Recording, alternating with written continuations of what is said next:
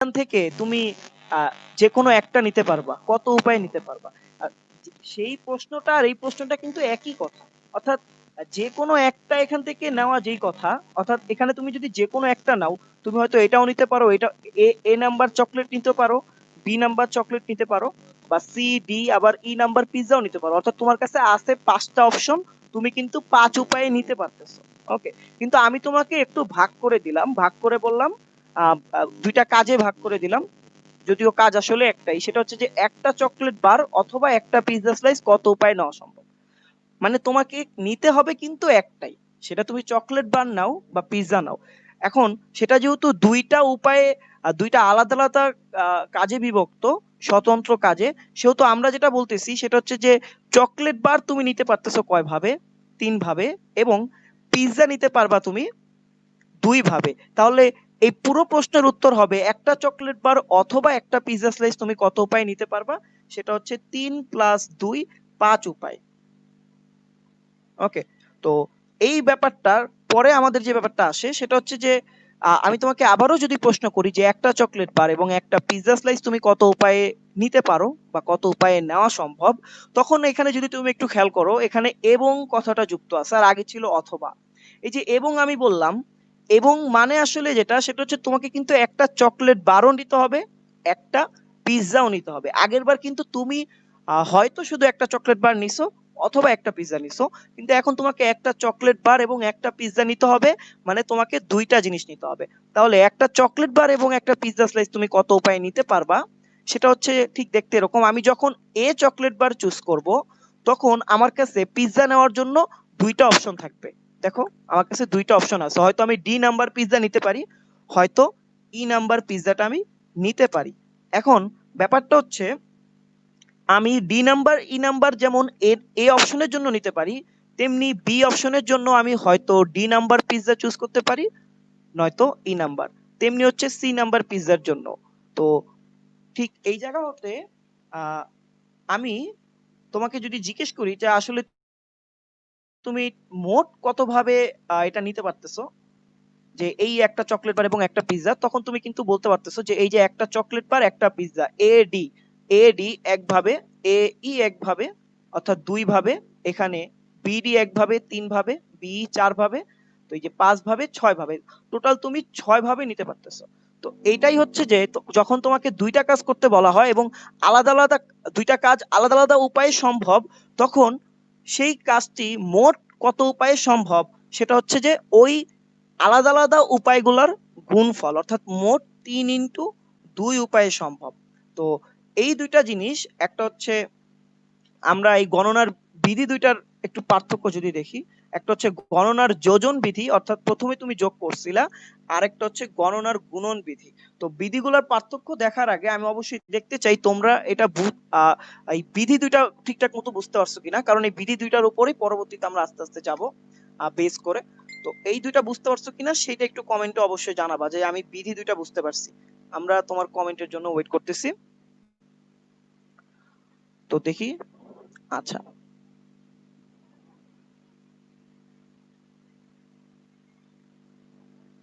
তো তোমরা এখনো কমেন্ট করো নাই, আমি তোমাদের কমেন্ট দেখে আমি বুঝতে পারবো যে তোমরা আসলে ক্লাসটা বুঝতে পারতেছো কিনা। এরপরে আমরা অন্য টপিকে চলে যাব, যে আমাদের টপিক যেটা থাকবে সেটা হচ্ছে যে গণনার বিধি দুইটির পার্থক্য ও প্রয়োগ, যদিও এটা দেখা যেতেছি। আচ্ছা, বুঝতে পারছো? আচ্ছা, অনেকেই লেখছে যে বুঝতে পারছি, তাহলে আমরা আমরা আবার চলে যাই আমাদের স্লাইডে। তো গণনার বিধি দুইটির প্রয়োগ যখন আমরা দেখব, সেটা হচ্ছে যে গণনার যোজন বিধি আর গণনার গুণন বিধি। এখানে মোস্ট ভাইটাল যেটা সেটা হচ্ছে যে অথবা থাকলে যোগ, এটা কিন্তু তোমরা আগেও শিখে আসছো, বা আইসিটি তে তোমরা দেখো যে অর থাকলে যোগ। হ্যাঁ, তো এটা কিন্তু মূলত আসছে এই জায়গা থেকে, যে কাউন্টিং প্রিন্সিপাল থেকে, যে তুমি আসলে গুণবা কিভাবে, তোমাকে গুনতে শিখাইতেছি আমি। ওকে, আর এবং থাকলে গুণ, এটা তোমরা জানো।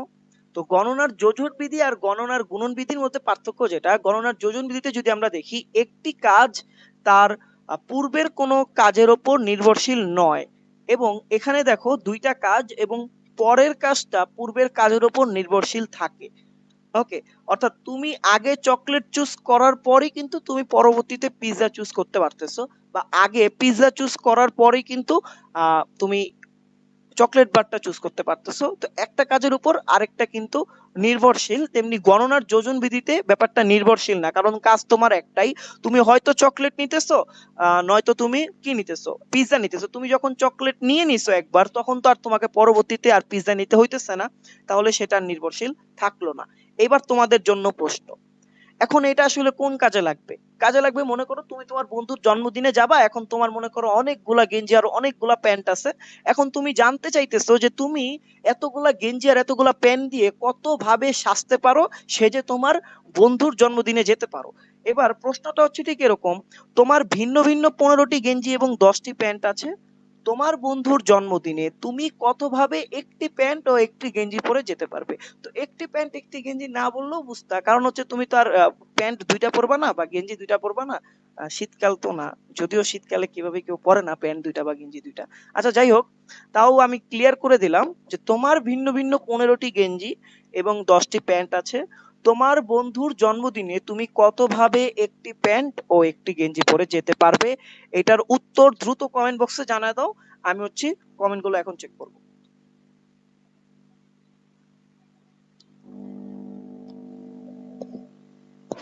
আমরা কমেন্টগুলো দেখতেছি, কে কে সঠিক উত্তর দিতে পারছো।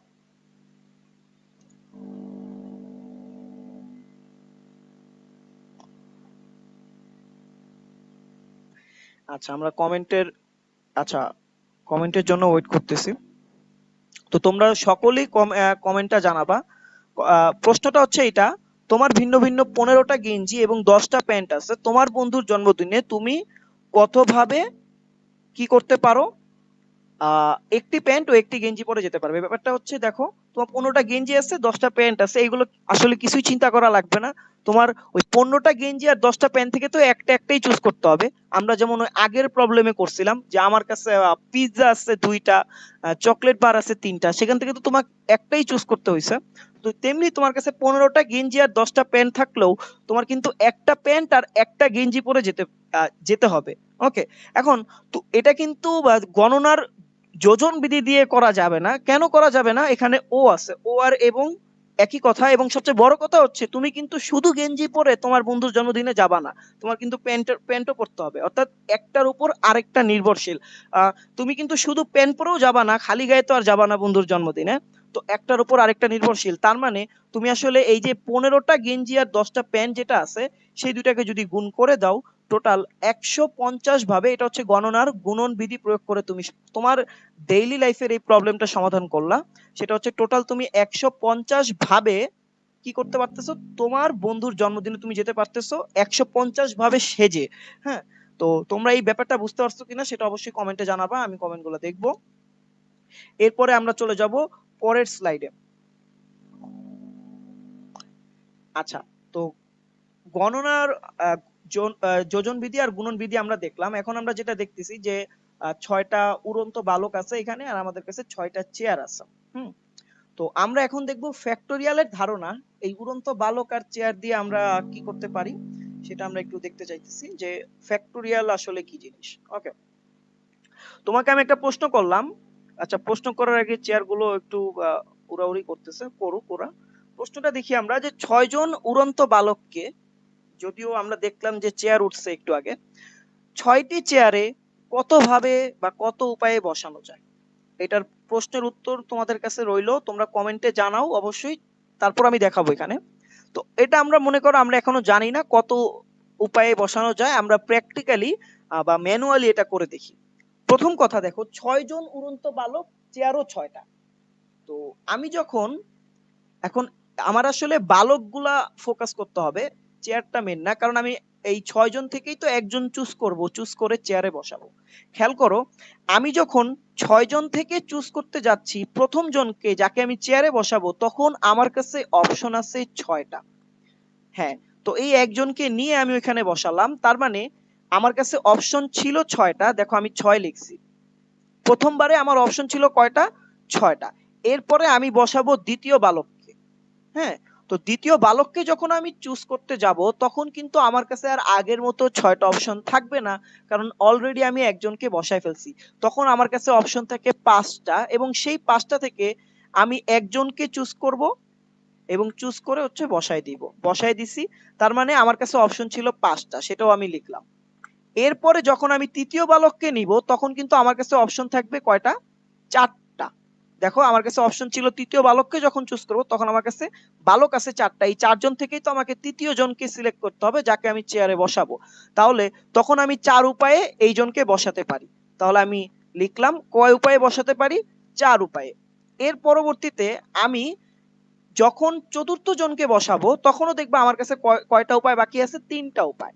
তো তেমনি যখন দ্বিতীয় জনকে বসাবো তখন আমার কাছে উপায় থাকবে 2টা। আবার যখন আমি প্রথম জনকে বসাবো তখন আর কিছুই খালি নাই, আমার চেয়ারও খালি একটা, মানুষ আছেই একটা, তো ও আসলে ওইখানে বসে যাবে।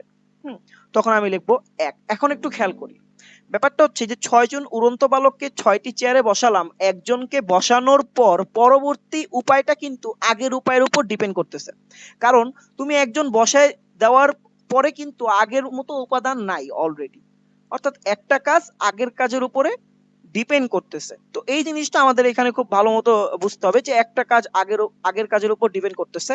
তাহলে গণনার গুণন বিধি অনুসারে আমরা কি করব? এই সবগুলা উপায়কে গুণ করে দিব। তাহলে আমি গুণ করে দিলাম 6 into 5 into 4 into 3 into 2 into 1, এবং আমি যেটা পেলাম সেটা হচ্ছে 720 উপায়। অর্থাৎ 720 উপায়ে আমি এই 6 জন উড়ন্ত বালককে 6টি চেয়ারে বসাতে পারি, এবং এই 6 জনই অবশ্যই ভিন্ন ভিন্ন। তারা যমজ ভাই বোনও না, সবাই ভিন্ন, জাস্ট অনেকটা দেখতে একই রকম দেখা যাইতেছে। যাই হোক, তো এইটাকে আসলে আমরা বলতেছি ফ্যাক্টোরিয়াল। অর্থাৎ কোন একটা সংখ্যা থেকে দেখো 6, 5, 4, 3, 2, 1, অর্থাৎ 6 থেকে 1 পর্যন্ত গুণফল কোন একটা সংখ্যা থেকে, যে কোনো স্বাভাবিক সংখ্যা থেকে অবশ্যই, হ্যাঁ সেটা স্বাভাবিক সংখ্যা হতে হবে, স্বাভাবিক সংখ্যা থেকে পেছন দিকে 1 পর্যন্ত গুণফল। তাহলে আমি ফ্যাক্টোরিয়ালের যদি একটা ছোটখাটো সংজ্ঞা দিতে চাই, যদিও এই সংজ্ঞাটা আমার একটু পছন্দ না, সেটা হচ্ছে যে ফ্যাক্টোরিয়াল একটি স্বাভাবিক সংখ্যা থেকে পেছন দিকে 1 পর্যন্ত ক্রমান্বয়ে গুণ করাকে ওই সংখ্যার ফ্যাক্টোরিয়াল বলে। তো তোমরা একটু কমেন্টে জানাও তোমরা এই পর্যন্ত বুঝতে পারছো কিনা, এরপর আমরা চলে যাব পরবর্তী স্লাইডে। আর এই রিলেটেড যদি কোনো কোশ্চেন থাকে যেটা বুঝতে পারো নাই, অবশ্যই কোশ্চেন করবা। তোমার প্রশ্নটা পছন্দ হলে আমি অবশ্যই দেখাবো, এবং হচ্ছে যে উত্তর তো অবশ্যই দিব, পছন্দ হোক আর না হোক উত্তর তো দেওয়াই লাগবে। তাহলে আমরা দেখি যে তোমরা কি কি কমেন্ট করতেছো। আচ্ছা, হাসানুর রহমান 720 হ্যাঁ 6 ফ্যাক্টোরিয়াল ভাবে। আচ্ছা যাই হোক, অনেকেই খুব ভালো মতো বুঝতে পারতেছো, যেটা আমরা দেখতে পারতেছি। গুণের নিয়ম, আচ্ছা যাই হোক, আচ্ছা খুব সুন্দর তোমাদেরকে, তোমরা বুঝতে পারতেছো এই ব্যাপারটা দেখে আমার কাছে খুবই ভালো লাগতেছে। তাহলে আমরা চলে যাই পরবর্তী স্লাইডে। আচ্ছা ডান ক্লিয়ার যেহেতু লেখছো তার মানে তোমরা বুঝতে পারতেছো। আচ্ছা আর প্রশ্ন থাকলে অবশ্যই করবা। তাহলে আমরা অবশ্যই পরবর্তী স্লাইডে এখন চলে যাব। আমাদের পরবর্তী স্লাইড যেটা হবে সেটা হচ্ছে দেখতে এরকম, ফ্যাক্টোরিয়ালের প্রধান সূত্র। ওকে, তো আমরা যেটা দেখবো সেটা হচ্ছে ফ্যাক্টোরিয়ালের প্রধান সূত্র। প্রধান সূত্র বলতে আসলে কি জিনিস, মানে ফ্যাক্টোরিয়াল থেকে আমরা জাস্ট একটা সূত্র বের করে নিয়ে আসবো। আচ্ছা, তো আমরা যে প্রবলেমটা করলাম সেই প্রবলেমে দেখলাম 6 ফ্যাক্টোরিয়াল মানে হচ্ছে 6 থেকে 1 পর্যন্ত পিছন দিকে গুণফল, 6 into 5 into 4 into 3 into 2 into 1। আবার আমি যদি 5 ফ্যাক্টোরিয়াল বলি তখন আমি বলবো 5 ইন্টু 4 ইন্টু 3 ইন্টু 2 ইন্টু 1। তেমনি 4 ফ্যাক্টোরিয়াল 4 থেকে 1, 3 ফ্যাক্টোরিয়াল 3 থেকে 1, এভাবে করতে করতে আমরা 1 ফ্যাক্টোরিয়াল পর্যন্ত গেলাম। একটু খেয়াল করে দেখো, যেটা খেয়াল করে দেখার ব্যাপার সেটা হচ্ছে যে এই যে 6 ফ্যাক্টোরিয়ালকে কিন্তু আমি 6 ইন্টু 5 ফ্যাক্টোরিয়াল লিখতে পারি। কেন? কারণ দেখো এই 6 কে যদি আমি এখানে রেখে দেই তাহলে এই 5 থেকে 1 পর্যন্ত গুণফল দেখো এখানে কিন্তু কমন, হ্যাঁ মনে হইতেছে কপি করে জাস্ট বসাই দিছি। তেমনি এই যে আমি যদি পরবর্তীতে যাই আমি আবার লিখতে পারি 5 ইন্টু 4 ফ্যাক্টোরিয়াল এইটাকে, কারণ আমি 5 রেখে এই 4 3 2 1 কে এই 4 ফ্যাক্টোরিয়ালের মাধ্যমে প্রকাশ করতে পারি। আবার 4 ফ্যাক্টোরিয়ালকে লিখতে পারি 4 ইন্টু 3 ফ্যাক্টোরিয়াল। এইভাবে 3 ফ্যাক্টোরিয়ালকে লিখতে পারি 3 ইন্টু 2, 2 কে 2 ইন্টু 1। আরেকটা জিনিস দেখো, আমি যখন 6 বের করে নিয়ে আসছি অর্থাৎ 6 টাকে স্থির রাখছি তখন 5 থেকে 1 পর্যন্ত গুণফলকে আমি 5 ফ্যাক্টোরিয়াল লিখতে পারছি। তেমনি আমি চাইলে এই যে 6 5 4 এই পর্যন্ত স্থির রাখতে পারি, 6 ইন্টু 5 ইন্টু 4 এই পর্যন্ত গুণ আকারে রাখতে পারি, এবং এই 3 2 1 কে গুণ করে 3 ফ্যাক্টোরিয়াল লিখতে পারি।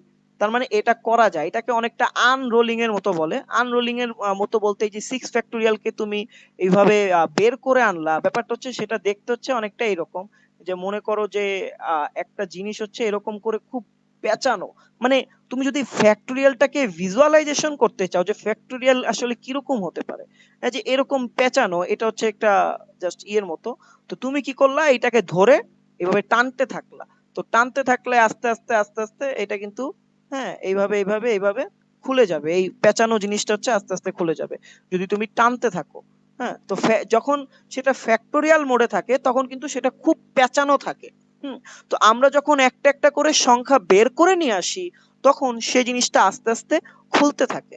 হ্যাঁ, মনে করো যে তুমি একটা রশি তুমি আস্তে করে পেঁচায় রাখছো, বা ওই যে ছোট ছোট কাগজ তুমি পেঁচায় রাখছো, সেটাকে তুমি ধরে ধরে টানতেছো আর সেটা খুলে আসতেছে। হ্যাঁ, ফ্যাক্টোরিয়ালকে তুমি এইভাবে ভিজুয়ালাইজ করতে পারো। তাহলে আমি আমাদের বটম লাইন এখানে যেটা, সেটা হচ্ছে যে তুমি যদি একটা সংখ্যা বের করে নিয়ে আসো, তুমি পরবর্তী সংখ্যা পর্যন্ত ফ্যাক্টোরিয়াল দিতে পারবে, এই জিনিসটা তোমার জানা উচিত। তাহলে আমি যদি 654 বের করে নিয়ে আসি, আমি 3 ফ্যাক্টোরিয়াল পর্যন্ত দিতে পারবো। ওকে, তো এই জিনিসটা আমাদের অবশ্যই জানা লাগবে, এই ব্যাপারটা আমাদের বুঝতে হবে। তাহলে আমরা পরবর্তীতে চলে যাই। তাহলে এটাকে আমি সূত্রের আকারে কিভাবে প্রকাশ করতে পারি, দেখো 6 ফ্যাক্টোরিয়াল 6 ছিল, 6 থেকে 5 এক কমছে, 5 থেকে 4 আরো এক কমছে, 4 থেকে 3 আবার এক কমছে, অর্থাৎ এক করে কিন্তু কমছে। ওকে, তাহলে আমরা যেটা বলতে পারি এখানে অবশ্যই এক করে কমবে। দেখো n ফ্যাক্টোরিয়াল, এবং আমরা যদি একটু দেখি সেটা হচ্ছে যে এই যে n মানে হচ্ছে এই যার ফ্যাক্টোরিয়াল সেই সংখ্যাটা প্রথমে আছে, ওই যে 6 ফ্যাক্টোরিয়াল 6 ছিল, তারপরে এক কমছে। দেখো n থেকে যদি এক কমে যায় সেটা হবে n মাইনাস 1, আবার n মাইনাস 1 থেকে যদি এক কমে যায় সেটা হবে n মাইনাস 1 মাইনাস 1, মানে মাইনাস 1 আর মাইনাস 1 কত, যোগ করলে মাইনাস 2, তার মানে n মাইনাস 2। আবার সেখান থেকে এক কমে গেলে n মাইনাস 3, এভাবে কিন্তু 3 to 1 পর্যন্ত গুণ থাকবে। আশা করি এই জিনিসটা তোমরা বুঝতে পারছো, বা এইভাবেও চিন্তা করতে পারো, দেখো এখানে n আছে, এখানে n মাইনাস 2 আছে, এই এই তৃতীয় সংখ্যাটা প্রথম সংখ্যা থেকে 2 কম। দেখো এই যে 6 আছে, এখানে 4 আছে, 6 থেকে 4 কত কম, 2 কম, এটা কিন্তু বোঝা যায় খুব সুন্দর করে। আচ্ছা, তো আমাদের আসলে মনে রাখতে হবে ঠিক এই জিনিসটা, যে n factorial is equal two n into n minus 1 factorial. হ্যাঁ, এই জিনিসটা আমাদের খুব ভালো করে মনে রাখতে হবে, অর্থাৎ তুমি যেন প্র্যাকটিক্যালি ইউজ করতে পারো, এই রোল আপটা তোমার শিখতে হবে। হ্যাঁ, রোল আপটা একটু আগে দেখাইছি, সেটা কি, যে তুমি যদি কোনো সংখ্যা বের করে নিয়ে আসো, তুমি এর পরবর্তী সংখ্যা পর্যন্ত মানে ফ্যাক্টোরিয়াল দিতে পারবা। যেমন আমরা 654 বের করে নিয়ে আসছি, 3 ফ্যাক্টোরিয়াল দিছি। আচ্ছা, তো এখন তোমাদের কাছে প্রশ্ন যে 0 ফ্যাক্টোরিয়ালের মান কত। দেখো 1 ফ্যাক্টোরিয়াল 1, আমি আগে সংখ্যায় কি বলছি, যে কোন একটা স্বাভাবিক সংখ্যা, আমি কিন্তু স্বাভাবিক সংখ্যা বলছি। হ্যাঁ, তো 0 আবার হোল নাম্বার, তো স্বাভাবিক সংখ্যা কি বলছে, পেছন দিকে 1 পর্যন্ত গুণফল। তো 0 তুমি পেছন দিকে 1 পাবা কই, হ্যাঁ 0 পেছন দিকে 1 তুমি কিভাবে নিয়ে তুমি গুণ করবা। হ্যাঁ, তো আমার ওই সংজ্ঞাটা এই জন্য পছন্দ না। আশা করি এখন 0 ফ্যাক্টোরিয়ালের উত্তরটা তোমরা একটু দিবা আমাকে, আমি একটু কমেন্ট চেক করি তোমাদের, যে 0 ফ্যাক্টোরিয়ালটা কত, সেই উত্তরটা তোমরা দিতে পারতেছো কিনা। অনেকে মনে করে যে না 0 ফ্যাক্টোরিয়াল 1 হওয়া উচিত, আবার অনেকে মনে করে 0 ফ্যাক্টোরিয়াল 0 হওয়া উচিত। তো আমরা একটু দেখি যে আসলে 0 ফ্যাক্টোরিয়াল কত হওয়া উচিত। আমরা দুই ভাবে ব্যাখ্যা দিব। একটা হচ্ছে এখান থেকে সেই ফ্যাক্টোরিয়াল যেই পলিসির উপর ডিপেন্ড করে আসতেছে, যে প্রিন্সিপালের উপর ডিপেন্ড করে আসতেছে, সেই নীতির উপর ভিত্তি করেই আমরা যেহেতু এই নীতিটাকে বিশ্বাস করছি, এই নীতির উপর ভিত্তি করে আমরা দেখব 0 ফ্যাক্টোরিয়ালের মানটা কত। ওকে, তো আমরা এখানে দেখতেছি কমেন্ট গুলো আসতেছে। আচ্ছা, 0 ফ্যাক্টোরিয়াল মান 1, ধন্যবাদ। হিমেল, অনি কমেন্ট করছো, মেজাবিন, সাব্বির, ঈশা, আচ্ছা, রাজেশ কুমার মজুমদার ও হচ্ছে মিস করে ফেলছে 35 মিনিট, কোনো সমস্যা নাই। আমরা কিন্তু খুব বেশি পড়ালেখা করি নাই এখনো, কারণ হচ্ছে যে আমাদের কিছু সমস্যা ছিল প্রথম দিকে, যার কারণে আমরা অত বেশি পড়ালেখা করি না। আচ্ছা, সবাইকে ধন্যবাদ, সবাই 0 ফ্যাক্টোরিয়ালের বা খুব সঠিক অ্যান্সারটাই দিছো, সেটা হচ্ছে 1। আসলে কিভাবে 1 হয় সেটা আমরা একটু দেখি।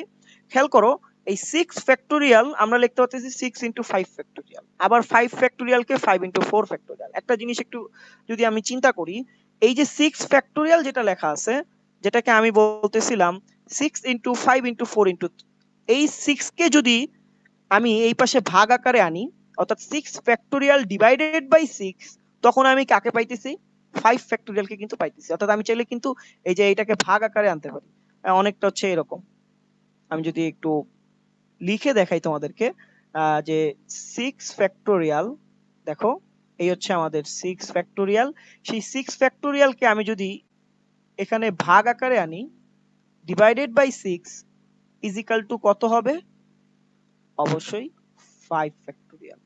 তো এটা কিন্তু আমরা যে সূত্র দেখে এই যে মূল বিন্যাসটা আছে, এই মূল প্যাটার্নটা আছে, সেখান থেকেই পাইতেছি এই প্যাটার্নটা। হ্যাঁ, সেখান থেকে পাইতেছি যে 6 ফ্যাক্টোরিয়াল ইজ ইকাল টু, অর্থাৎ কোনো একটা, এটাকে আমি বাংলায় আসলে কিভাবে বলতে পারি, এই হিব্রু ভাষা আমার আসলে পছন্দ না, এগুলো হচ্ছে হিব্রু ভাষার মতো। হ্যাঁ, যে 6 factorial by 6 is equal to 5 factorial, এটাকে বাংলায় কিভাবে বলা যায়? বাংলা হচ্ছে কোন সংখ্যার ফ্যাক্টোরিয়ালকে যদি ওই সংখ্যা দ্বারা ভাগ করা যায়, তাহলে এর আগের সংখ্যার ফ্যাক্টোরিয়াল পাওয়া যায়। অর্থাৎ দেখো 6 ফ্যাক্টোরিয়াল একটা সংখ্যা, সেই সংখ্যাকে তুমি ওই সংখ্যা দ্বারা ভাগ করছো, তাহলে তুমি এর আগের যে সংখ্যা 5, সেই সংখ্যার ফ্যাক্টোরিয়াল তুমি পেয়ে গেছো। তাহলে আমার লাগবে কত? লাগবে হচ্ছে 1 ফ্যাক্টোরিয়াল। তাহলে আমি কি করতে পারি তুমি বলো? আমি 1 ফ্যাক্টোরিয়ালকে, যেহেতু আগের সংখ্যা পাই, আমি কিন্তু জানি 1 এর আগেই 0 আছে, তাহলে আমি 1 ফ্যাক্টোরিয়ালকে 1 দ্বারা ভাগ করলে কত পাবো? অবশ্যই 0 ফ্যাক্টোরিয়াল পাবো, তাই তো? যেহেতু 6 ফ্যাক্টোরিয়ালকে 6 দ্বারা ভাগ করে 5 ফ্যাক্টোরিয়াল পাইছি, তাহলে 1 ফ্যাক্টোরিয়ালকে 1 দ্বারা ভাগ করলে অবশ্যই কত পাবো? 0 ফ্যাক্টোরিয়াল পাবো। আমার এই যেই ইয়েটা আছে, নীতি আছে, সেই নীতি থেকে আমরা বুঝতে পারতেছি। তাহলে আবার 1 ফ্যাক্টোরিয়ালের মান কত? খেয়াল করো, 1 ফ্যাক্টোরিয়ালের মান কিন্তু 1। তাহলে 1 ফ্যাক্টোরিয়াল ডিভাইডেড বাই 1 অবশ্যই কত হবে? 1।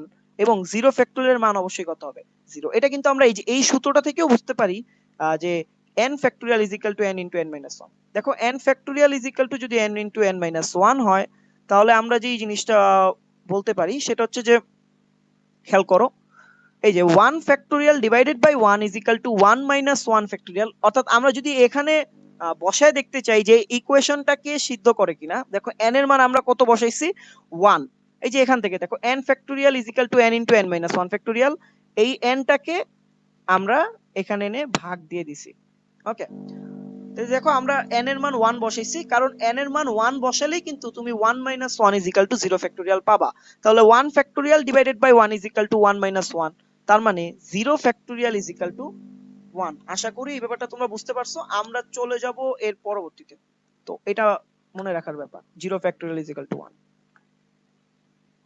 আচ্ছা, ফ্যাক্টোরিয়াল থেকে বিন্যাসের ধারণা, আমরা চলে গেলাম ফ্যাক্টোরিয়াল থেকে বিন্যাসের ধারণাতে। তো ঠিক এই জায়গায় আমরা কি শিখবো একটু খেয়াল করে দেখো, সেটা হচ্ছে যে আগে তুমি যেটা দেখছো সেই জিনিসটা ছিল ফ্যাক্টোরিয়ালের ধারণা। ফ্যাক্টোরিয়ালটা আসলে কি সেটা আমি একটু এখানে লিখি, যে n ফ্যাক্টোরিয়াল বলতে বোঝায় n সংখ্যক জিনিস হতে n সংখ্যক জিনিস নিয়ে সাজানোর উপায়। তাহলে ফ্যাক্টোরিয়ালের ফিজিক্যাল সিগনিফিকেন্স হচ্ছে, তোমার কাছে n সংখ্যক জিনিস আছে, এই n বলতে ভালো লাগতেছে না, তোমার কাছে 5টা জিনিস আছে, সেই 5টা জিনিস থেকে তুমি 5টা জিনিস নিয়ে যদি সাজাতে চাও, তাহলে তুমি কতভাবে সাজাতে পারবা, কাউন্টিংটা সেভাবে হবে। আচ্ছা, তো আমরা আগের যে প্রবলেমটা দেখছিলাম, যেখানে 6টা বালক ছিল, উড়ন্ত বালক, চেয়ারও কিন্তু 6টা ছিল।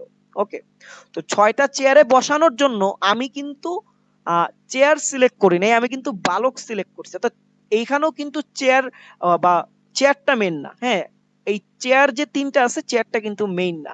আমাদের মেইন ফোকাস রাখতে হবে যাদের থেকে আমরা কি করব, সিলেক্ট করব, সেটা হচ্ছে আমাদের মেইন ফোকাস। তাহলে আমি 6 জন থেকে সিলেক্ট করছিলাম কয়জন? একজন একজন করে। হ্যাঁ, কিন্তু আমি কিন্তু ওই 6 জনকে কতভাবে সাজাতে পারি সেই জিনিসটাই আমরা দেখছি, যে 6টা বালককে 6টা চেয়ারে কতভাবে সাজানো যায়। মানে 6টা বালককে আমি আস্তে আস্তে চুজ করে আনছি একজন একজন করে। তো সেটা ছিল n ফ্যাক্টোরিয়াল। তো n ফ্যাক্টোরিয়াল বলতে বোঝায় n সংখ্যক জিনিস হতে n সংখ্যক জিনিস নিয়ে সাজানোর উপায়। কিন্তু বাস্তবে হচ্ছে যে তোমার কাছে 6টা জিনিস থাকবে, এবং বাস্তবিক কেসে তুমি যে 6টা জিনিসই নিবা এরকম কিন্তু না, তোমাকে এর থেকে কম নিতে হইতে পারে। কেন কম বললাম, ব্যাপারটা একটু চিন্তা করো তো। তোমার কাছে 6টা জিনিস আছে, আমি যদি তোমাকে বলি 6টা জিনিস থেকে 7টা জিনিস নিবা কিভাবে, কি কয় উপায় নিতে পারো, তখন তুমি আমারে বলবা পাগল, যে 6টা থেকে আবার 7টা কিভাবে নেয়। এই জন্য তোমাদের বইয়ে দেখবা যে n পি আর এটা দিয়ে কিছু একটা লেখা আছে, এবং সেখানে লেখা আছে n ইজ গ্রেটার দেন আর, অর্থাৎ n এর মান সবসময় r এর থেকে বড় হবে। ওকে, তো আগে আমরা একটু বিন্যাসে তো যাব, আগে এই প্রবলেমটা একটু সলভ করি, যে 6 জন উড়ন্ত বালককে 3টি চেয়ারে কত ভাবে বা কত উপায়ে বসানো যায়। আচ্ছা, তো আমি এখন ৬ জন থেকে চুজ করতে হবে আবারও। যেহেতু আমরা এখনো সূত্র জানি না, আমাদের কিন্তু ম্যানুয়ালি অঙ্কগুলো সলভ করতে হবে। তো সূত্রগুলো কেন শেখা বা এই টুলস গুলো কেন শেখা? তোমারে যদি আমি বলতাম যে মনে করো তুমি একটা আ হচ্ছে একটা কোম্পানির ম্যানেজার, সেখানে তুমি কাজ করতেছো। এখন তোমাকে হচ্ছে ১২০ জন থেকে এরকম ১১০ জন চুজ করতে হবে। হ্যাঁ, তখন কি আর তুমি এইভাবে ১২০ জন ১১০ জন কি ম্যানুয়ালি হিসাব করবা? তুমি নরমালি ১১০ পি ১২০ এভাবে বা ১২০ পি ১১০ এভাবে কিন্তু তুমি হিসাবটা করে ফেলবা। তখন তোমার সেটা জানা জানা থাকবে। এরপরে মনে করো তুমি কম্পিউটার সায়েন্স ইঞ্জিনিয়ারিং নিয়ে পড়তে চাও। হ্যাঁ, তুমি অ্যাপ বানাইতেছো বা তুমি বিভিন্ন রকমের কোডিং করতেছো বা তুমি এরকম একটা প্রবলেম সলভ করতে যাচ্ছ যে তুমি হ্যাঁ ১,০০০ জন থেকে তুমি মনে করো ৫০ জন সিলেক্ট করতে চাইতেছো বা ১,০০০ জন থেকে তুমি সিলেক্টেড ৫০০ জনকে কি করবা? মেইল পাঠাবা। হ্যাঁ, তখন তুমি কিভাবে করবা? তো এই ব্যাপারগুলোর কিন্তু আসলে খুব অ্যাপ্লিকেবল এবং তোমার লাগবে আসলে ভবিষ্যতে। হ্যাঁ, তো এইজন্য বুঝে, বুঝে পড়ো, শুধু এক্সামের জন্য পড়লে হবে না। ৬ জন উড়ন্ত বালককে ৩ টি চেয়ারে কত উপায়ে বসানো যায়? আমরা প্র্যাকটিক্যালি এই সমস্যাটাকে সমাধান করতে চাচ্ছি। তাহলে প্র্যাকটিক্যালি সমস্যাটাকে সমাধান করি। দেখো ৬ জন থেকে আমার চেয়ার কিন্তু ৩ টা। আমি যখন ১ম জনকে চুজ করব, আমার অপশন কয়টা? বলো তো? ৬ টাই কিন্তু। তাহলে ১ম জনকে যখন চুজ করব, ওই চেয়ারটা আবার লাফ দিছে। আমার অপশন হচ্ছে কয়টা? ৬ টা। দেখো আমি ৬ লিখছি। এবার আমি যখন ২য় জনকে চুজ করব, তখন কিন্তু অপশন আমার কয়টা? ১, ২, ৩, ৪, ৫, ৫ টা। দেখো চেয়ারে আমার চেয়ারের দিকে তাকানোর দরকার নাই। আমার আসলে বালকগুলা মেইন। তাহলে আমার কাছে ৫ টা অপশন আছে। আমি দিয়ে দিলাম ৫। এরপরে আমি যখন ৩য় জনকে সিলেক্ট করব, তো আমি চাইলে এই যে ১ম জন যে আছে ওকেও সিলেক্ট করতে পারি বা লাস্টের ওই লাস্টেরটাকে সিলেক্ট করতে পারি, মাঝখান থেকে একজন সিলেক্ট করতে পারি।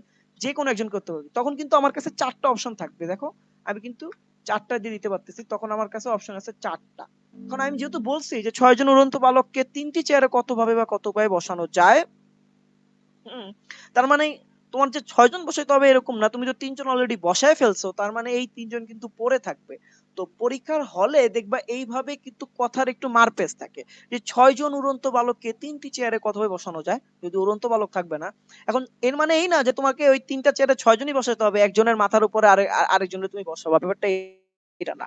হ্যাঁ? তো এইটাকে কিন্তু আরেকভাবে প্রশ্নটা করা যেত। সেটা কোন ভাবে? সেটা হচ্ছে আরেকটু মারপ্যাঁচ দেওয়া। তখন কিন্তু তুমি তুমি বুঝতেই না যে এই ব্যাপারটা কি ঘটতেছে। তখন আবার এরকম হইতো যে ৬ জন উড়ন্ত বালক হতে ৩ জন বালককে ৩ টি চেয়ারে কতভাবে বসানো যায়? তখন কিন্তু তোমার কাছে খালি নাম্বার ভাসতো। এই ৬ জন উড়ন্ত বালক, আবার ৩ টা বালককে চুজ করতে হবে, আবার ৩ টা চেয়ার। তো এত কিছু মাথায় আনার তো দরকার নাই। তোমার শুধু বালক মেইন, যেখান থেকে তুমি চুজ করবা। উপায় সংখ্যা সেখান থেকে বের হবে। তাহলে 6 into 5 into 4। এখন এই ৩ জন শুয়ে থাকুক, দাঁড়ায় থাকুক না বসে থাকুক সেটা আমাদের দেখার দরকার নাই। তার মানে আমাদের অপশন হবে এইটা 6 into 5 into 4 অর্থাৎ ১২০। এখন তোমরা যদি পারমুটেশনের পি নিয়ে যদি তোমাদের আগে থেকে ধারণা থাকে, যেহেতু আমি বলছিলাম ধারণা নিয়ে আসতে, তাহলে তোমরা যদি ক্যালকুলেটরে একটু 6p3 এই জিনিসটা একটু লেখো, তাহলে তোমরা 6p3 এর মান পাবা কত? ১২০। আচ্ছা, তাহলে আমরা চাচ্ছি ফ্যাক্টরিয়াল থেকে বিন্যাসের ধারণায় যেতে। তাহলে আমরা এই জিনিসটাকে একটু ফ্যাক্টরিয়ালে রূপান্তরিত যদি করতে চাই, তাহলে কিভাবে করতে পারি? খেয়াল করো তো। এই যে 6 into 5 into 4 ছিল, তার সাথে যদি আমি ৩, ২, ১ গুণ করে দেই, তাহলে কিন্তু আমি 6 ফ্যাক্টোরিয়াল লিখতে পারি। তো যেহেতু আমি উপরে ৩, ২, ১ গুণ করছি, নিচেও আমি ৩, ২, ১ গুণ করে দিলাম। তাহলে এইটাকে আমি উপরে লিখতে পারি 6 ফ্যাক্টোরিয়াল, নিচে লিখতে পারি 3 ফ্যাক্টোরিয়াল। দেখো আমাদের প্রশ্নের মধ্যে আ যে জিনিসটা ছিল যে ৬ জন উড়ন্ত বালক আর ৬ জন থেকে আমাকে ৩ জন চুজ করতে হবে ৩ জনকে বসানোর জন্য। তাহলে এই ৬ আর ৩ আমাদের জন্য একটা ভ্যালুয়েবল জিনিস। দেখো আমি যদি ৬ থেকে ৩ বিয়োগ দেই, তখনও কিন্তু 3 ফ্যাক্টোরিয়ালই হয়, যদি এখানে ৬ ৩ মিলে গেছে। যদি ৫ ২ হইতো তখন আবার মিলতো না। তাহলে আমরা দেখতেছি আমরা কিন্তু এই জিনিসটাকে ঠিক এইভাবে সাজায় লিখতে পারতেছি। 6 factorial divided by 6 minus 3 factorial, যেটার মান আসলে 6p3। অর্থাৎ এই 6 factorial divided by 6 minus 3 factorial এই জিনিসটাকে গণিতবিদরা এইভাবে লিখতে চায় না। ওরা চাচ্ছে যে এটাকে আরেকটু সুন্দর একটা নোটেশন ইউজ করে জিনিসটাকে প্রকাশ করুক। সেই নোটেশনটা হচ্ছে পি বা পারমুটেশন। ইংরেজিতে পারমুটেশন, বাংলায় হচ্ছে বিন্যাস। তেমনি ৬ থেকে ৬ থেকে ১ পর্যন্ত গুণফল, সেইটাকে ৬ into ৫ into ৪ into ৩ into ২ into ১ এত বড় রিগার্ডিয়াস প্রসেসের মধ্য দিয়ে লিখতে গণিতবিদরা চায় না।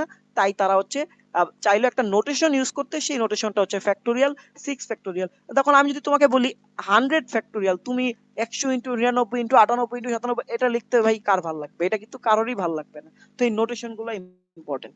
কেন নোটেশন ইউজ করা হয় সেটা ক্লিয়ার। আচ্ছা আমরা এর পরবর্তীতে চলে যাই। তাহলে দেখো 6p3, আমি যদি বলি 6 কে n আর 3 কে r, তাহলে আমি কি লিখতে পারি? দেখো আমাদের সেই চিরচেনা সূত্র npr is equal to n factorial divided by n minus r factorial। তাহলে এই সূত্রটা আজীবনের জন্য মুখস্থ করে ফেলো। এইখানে অবশ্যই n এর মান r থেকে বড় হবে। কেন বড় হবে এটা কিন্তু তোমারে বলছি। তো n ফ্যাক্টোরিয়াল বলতে যদি বোঝায় n সংখ্যক জিনিস হতে n সংখ্যক জিনিস নিয়ে সাজানোর উপায়, তাহলে npr অবশ্যই বোঝাবে n সংখ্যক জিনিস হতে r সংখ্যক জিনিস নিয়ে সাজানোর উপায়। আমরা পরবর্তী স্লাইডে চলে যাচ্ছি। বিন্যাস ও ফ্যাক্টোরিয়ালের সম্পর্ক। তাহলে আমরা npr বলতে বোঝায় n সংখ্যক জিনিস হতে r সংখ্যক জিনিস নিয়ে সাজানোর উপায়, এটা আমরা মাত্রই বললাম। আর n ফ্যাক্টোরিয়াল বলতে বোঝায় n সংখ্যক জিনিস হতে n সংখ্যক জিনিস নিয়ে সাজানোর উপায়। তাহলে একটা জিনিস কিন্তু তোমরা খেয়াল করতে পারতেছো, এই ফ্যাক্টোরিয়ালটাও কিন্তু এক প্রকারের বিন্যাস, একটা বিশেষ প্রকারের বিন্যাস, যেখানে যতগুলা জিনিস থাকে আমার ততগুলা নিয়েই সাজাইতে হয়, তার থেকে কম আমি নিতে পারতেছি না, এটাও একটা বিন্যাস। কিন্তু বিন্যাস কিন্তু কোনোভাবে ফ্যাক্টোরিয়াল না। বিন্যাসকে ফ্যাক্টোরিয়ালের মাধ্যমে প্রকাশ করা যায়, কিন্তু বিন্যাস ওইভাবে ফ্যাক্টোরিয়াল না। তাহলে npr is equal to n factorial divided by n minus r factorial, এটা আমরা মনে রাখবো। এবং বিশেষভাবে মনে রাখবো এই জিনিসটা, যে ফ্যাক্টোরিয়াল কিন্তু এক বিশেষ প্রকারের বিন্যাস। আমরা যখন অঙ্ক করি বুঝি না যে ফ্যাক্টোরিয়াল আর বিন্যাস এদের মধ্যে কি সম্পর্ক, এবং এই জিনিসগুলো আসলে কি কাজে লাগতেছে, সেই জিনিসগুলো আমরা বুঝতে চাই না। আচ্ছা জিরো ফ্যাক্টোরিয়াল এই জিনিসটা তাহলে আমাদের আরেকটু ক্লিয়ার করি, যে n ফ্যাক্টোরিয়াল বলতে যদি বোঝায় n সংখ্যক জিনিস হতে n সংখ্যক জিনিস নিয়ে সাজানোর উপায়, তাহলে জিরো ফ্যাক্টোরিয়াল বোঝায় জিরো সংখ্যক জিনিস হতে জিরো সংখ্যক জিনিস নিয়ে সাজানোর উপায়। এই জিনিসটা কিরকম, এটার উত্তর কি কেউ দিতে পারবা? তাহলে সেটা আবার ওয়ান হয় কিভাবে? মানে এই যে ফিজিক্যাল সিগনিফিকেন্স দিয়ে তুমি এটা কিভাবে বুঝতে পারো যে zero factorial is equal two one? এই উত্তরটার জন্য আমি ওয়েট করব 1 মিনিট। এখন বাজে কয়টা? 10টা 4। আমি 1 মিনিট ওয়েট করব যে জিরো ফ্যাক্টোরিয়াল যে ওয়ান, হ্যাঁ প্রশ্নটা আবার করি, জিরো ফ্যাক্টোরিয়াল ওয়ান, তাহলে জিরো ফ্যাক্টোরিয়াল বলতে বোঝায় জিরো সংখ্যক জিনিস হতে জিরো সংখ্যক জিনিস নিয়ে সাজানোর উপায়। তাহলে এটা আসলে কিভাবে হয়? তুমি জিরো সংখ্যক জিনিস হতে জিরো সংখ্যক জিনিস নিয়ে কিভাবে সাজাবা? এই জিনিসটা যদি একটু ব্যাখ্যা করতা কেউ। আমি 1 মিনিট সময় নিলাম, 1 মিনিটে 10টা 4 বাজে। আমি 1 মিনিটের মধ্যে দেখবো যে এটা কেউ কমেন্ট করছো কিনা। যদি খুব ভালো আমি দেখি যে না খুব ভালো একটা ব্যাখ্যা আসছে, কেউ একটা ভালো একটা ব্যাখ্যা দিছে, তাহলে সেই জিনিসটাকে আমি অবশ্যই দেখাবো। আচ্ছা আমরা একটু দেখি কোনো ভালো ব্যাখ্যা আসছে কিনা। আচ্ছা আমরা 1 মিনিট ওয়েট করি, দেখি কে ভালো ব্যাখ্যাটা দিতে পারে। 13 জন দেখতেছো, আমরা 1 মিনিট একটু ওয়েট করি। যে জিরো ফ্যাক্টোরিয়াল এটা আসলে এরকম কেন, মানে ব্যাপারটা জিরো ফ্যাক্টোরিয়াল ওয়ান বুঝতে পারলাম, ওইটা আমরা গাণিতিক ভাবেও দেখলাম যে জিরো ফ্যাক্টোরিয়াল ওয়ান, সেটা নিয়ে কোনো সমস্যা নাই। হ্যাঁ সেটা নিয়ে আমাদের কোনো সমস্যা নাই, কিন্তু ব্যাপার যেটা হচ্ছে সেটা হচ্ছে যে তাহলে জিরো ফ্যাক্টোরিয়াল বলতে বোঝায় জিরো সংখ্যক জিনিস হতে জিরো সংখ্যক জিনিস নিয়ে সাজানোর উপায়। আচ্ছা তো একজন লেখছে, আচ্ছা শেখ সাইমাল আবি ঈশা something of power zero is equal to one, না এটা না। ঈশা লেখছে হচ্ছে কোনো কিছু সাজানো যাবে না সেটাও একটা সজ্জা, তাই। আচ্ছা খুব সুন্দর ব্যাখ্যা, ওর ব্যাখ্যাটা আমার পছন্দ হয়েছে। ও আসলে খুব সুন্দর একটা ব্যাখ্যা দিছে। তোমরা যদি চাও ওর ব্যাখ্যাটা দেখতে পারো, যে কোনো কিছু সাজানো যাবে না সেটাও একটা সজ্জা। আসলেই কোনো কিছু সাজানো যাবে না সেটাও একটা সজ্জা, সেটা কিভাবে সেটা আমি বলবো। হ্যাঁ তো যে সাজানো যাবে না, আসানুর রহমান লেখছে। আবার শাফিন খান লেখছে something of power is equal two zero is equal to one, না ওইটার সাথে এটার আসলে রিলেশন নাই। Something of power zero is equal to one, ব্যাপারটা হচ্ছে দেখো আমি তোমাকে একটা খালি ঘরে নিয়ে ছেড়ে দিলাম, খালি ঘরে ছেড়ে দিয়ে আমি তোমাকে প্রথমবার তোমার 5টা ফার্নিচার দিলাম, 5টা ফার্নিচার দিয়ে আমি তোমার বলতেছি এই 5টা ফার্নিচার নিয়ে তুমি এই খালি রুমটাকে সাজাবা। তো তখন তুমি একটা অবশ্যই উপায় সংখ্যা বের করতে পারবা। এখন আমি যদি তোমাকে বলি এই 5টা ফার্নিচার দেই নাই, কিছুই দেই নাই, তোমাকে খালি রুমে নিয়ে গেলাম, নিয়ে বললাম এই রুমটাকে সাজাও। এখন তখনও কিন্তু রুমটা অলরেডি একটা অবস্থায় সাজানো আছে। সেটা কোন অবস্থা? সেটা অবস্থা হচ্ছে খালি অবস্থা। অর্থাৎ রুমটা যে খালি সেটাও কিন্তু একটা সাজানো অবস্থা। তাই নয় কি? আচ্ছা, আমি তোমাকে ৩ টা কলম দিলাম, ৩ টা কলম দিয়ে বললাম এই ৩ টা কলমকে তুমি সাজাও। সেটা একরকমের তুমি সাজাতে পারো। হয়তো তুমি নীল কালারের কলম আগে রাখতে পারো, কালো কলমকে পরে রাখতে পারো। এইভাবে তুমি সাজাতে পারো। সেটা তোমার কোনো সমস্যা নাই। কারণ আমি যদি তোমাকে কোনো কলম নাও দেই, তোমার টেবিলটা কিন্তু অলরেডি এক অবস্থায় সাজানো আগে থেকেই থাকে। হ্যাঁ? মানে অলরেডি আগে থেকেই এক অবস্থায় সাজানো আছে। সেটা কোন অবস্থায়? যে তোমার টেবিলে কোনো কলমই নাই। সেটাও তো একটা সাজানো অবস্থা। তাই না? তো ওই অবস্থাটা কিন্তু একটাই অবস্থা। সেখানে কিন্তু ২ টা অবস্থা না। অর্থাৎ উপায় কিন্তু একটাই। অর্থাৎ টেবিলটা খালি, সেটা কিন্তু একটা জিনিস, হ্যাঁ? তো এইজন্য আমরা বলি 0 ফ্যাক্টোরিয়াল ইজ ইকুয়াল টু 1। এটা ছিল আমাদের একটা হাইপোথেটিক্যাল ব্যাখ্যা। আমরা চলে যাব এরপরে। আচ্ছা, ধন্যবাদ। ঈশাকে অনেক ধন্যবাদ। ও খুব সুন্দর ব্যাখ্যা দিছে। ওর ব্যাখ্যাটা একেবারে সঠিক ছিল। আচ্ছা। বিন্যাস ও ফ্যাক্টোরিয়ালের সম্পর্ক আমরা দেখে ফেলছি। আমরা এখন চলে যাব টাইপ 1 n এর মান নির্ণয়। আমরা ছোটখাটো একটা অঙ্ক করব n এর মান নির্ণয়। তারপরে আমরা কিছু চটপট এমসিকিউ দেখব। আচ্ছা, তো টাইপ 1 n এর মান নির্ণয় আমরা কি দেখতেছি? দেখো, আমাদের কাছে একটা অঙ্ক দেওয়া আছে। 4 n p3 5 n - 1 p3 হলে n এর মান কত? তো তোমাকে n এর মান বের করতে হবে। আমি আগেই বলছি, আমি তোমাকে কিন্তু রোল আপটা শিখাইছি। এখন রোল আপ কার জন্য শিখাইছি খেয়াল করো। ওই রোলিং আপ যেটা, অর্থাৎ একটা জিনিস পেঁচায় আছে, হ্যাঁ, ফ্যাক্টোরিয়ালকে তুমি যদি একটু চিন্তা করো, খুব পেঁচায় আছে জিনিসটা, 6 5 4 3 2 1, হ্যাঁ, খুব কম্বাইন্ড অবস্থায়, পেঁচানো অবস্থায় আছে। তুমি হচ্ছে কি ওই রোল আপ করবা, আস্তে আস্তে টেনে টেনে খুলবা। তো খোলার জন্য তোমার ফ্যাক্টোরিয়াল দরকার। তোমার এখানে পারমুটেশন আছে, পারমুটেশনকে তুমি রোল আপ করতে পারবা না, এটা কম্প্রেস অবস্থায় আছে। তো তোমাকে যেটা করতে হবে, অবশ্যই পারমুটেশন থেকে ফ্যাক্টোরিয়ালে কনভার্ট করতে হবে। আমরা কিন্তু সূত্র শিখে আসছি। সূত্র কি? npr is equal to n factorial. আমরা সূত্র শিখে আসছি কি? npr is equal to n factorial divided by n minus r factorial. তাহলে আমরা অঙ্ক শুরু করি। দেখো, আমরা লিখতে পারি কি? 4 ইনটু np3 কে n factorial divided by n minus r, এখানে r হচ্ছে 3, n মাইনাস 3 ফ্যাক্টোরিয়াল। আর এটাকে 5 ইনটু n মাইনাস 1 ফ্যাক্টোরিয়াল, আর হচ্ছে 3, তাহলে n মাইনাস 1, এই পুরাটাই কিন্তু আসলে ওই n যেটা আমরা n দিয়ে ডিফাইন করছিলাম, সেই n minus 1 minus 3 factorial is equal two কত? আমরা যদি দেখি, এইভাবে লিখতে পারি, নিচেরটাকে n মাইনাস 4 ফ্যাক্টোরিয়াল লিখতে পারি। এখন এই অঙ্কগুলোর ভিতরে সবচেয়ে বেশি কনফিউশন স্টুডেন্টের যেটা যেটা থাকে, সেটা হচ্ছে যে আমি ভাঙাবো কোন সাইড থেকে। ভাঙাবো বলতে হচ্ছে রোল আপটা কোন সাইড থেকে করবো, যে খুলবো, টেনে টেনে খুলবো, আমি কোন সাইড থেকে খুলবো। যেই দিকে প্যাচ বেশি সেই দিক থেকে খুলতে হবে, যেন কম দিকের প্যাচের সাথে ওইটাকে তুমি কাটাকাটি করতে পারো। মানে হচ্ছে যেই সংখ্যাটা বড় সেই সংখ্যার ফ্যাক্টোরিয়ালকে ভাঙাইতে হবে।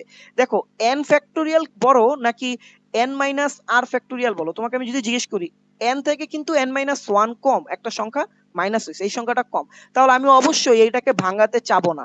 n মাইনাস 1 ফ্যাক্টোরিয়াল আমি n মাইনাস 1 ফ্যাক্টোরিয়ালের মতো রেখে দিছি, এইটাও রেখে দিছি n মাইনাস 4, কারণ n মাইনাস 3 ফ্যাক্টোরিয়ালটা হচ্ছে বড়, n মাইনাস 4 ফ্যাক্টোরিয়ালটা ছোট।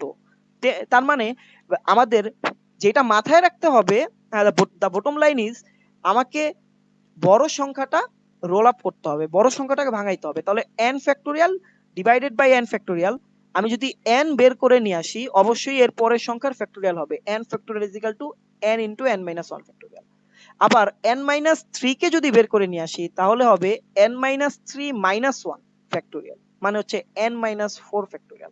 এই জিনিসগুলো তোমরা বুঝো। তাহলে এই n মাইনাস 1, এই n মাইনাস 1 আমরা কাটা, এই n মাইনাস 4 আর এই n মাইনাস 4 আমরা কাটা দিয়ে দিতে চাইতেছি। তাহলে আমরা সেই দুটোকে কাটা দিয়ে দিই।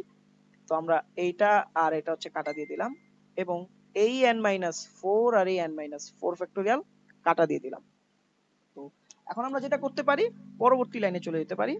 পরবর্তী লাইনে আমরা দেখব, আমাদের এখানে থাকবে 4 ইনটু n n মাইনাস 3, আর ওখানে কিছু নাই, ইজ ইকুয়াল টু 5 আছে। ওকে, তাহলে আমরা যদি দেখি 4n, দেখো আমি যদি এখান থেকে একটু এই 4 আর n গুণাকারে আছে, আর এই n মাইনাস 3 টাকে আমি এই পাশে নিয়ে আসলাম। তো আমি নিয়ে আসার সাথে সাথেই কিন্তু গুণ করে দিছি, 5n মাইনাস 3 5 15। দেখো 5n মাইনাস 3 5 15, দেখো 5n। এরপর আমি যেটা করছি, এই 4n কে এই পাশে আনছি এবং এই মাইনাস 15 কে এই পাশে আনছি। তাহলে কি হলো? 5n minus n is equal two 15। যদি এগুলো তোমরা বুঝো, তাহলে n ইজ ইকুয়াল টু কত? 15। আশা করি এই অঙ্কটা বুঝতে পারছো। আমরা টাইপ 1 এর n এর মান নির্ণয়ের দ্বিতীয় অঙ্কে চলে যাব। এবং এইখানে যে লক্ষণীয় বিষয় সেটা হচ্ছে যে এইখানে দেখো গুণ আছে, তোমরা এই n এর মান নির্ণয় এরকম গুণ দিয়ে পাবা আর ভাগ দিয়ে পাবা, যদিও সেটা ভাগ থাকবে না, অনুপাতে থাকবে। আমরা পরের অঙ্কে চলে যাই। আচ্ছা, তোমরা বুঝতে পারতেছো কিনা সেটা আগে জানাও, তারপরে আমরা পরের অঙ্কে চলে যাব।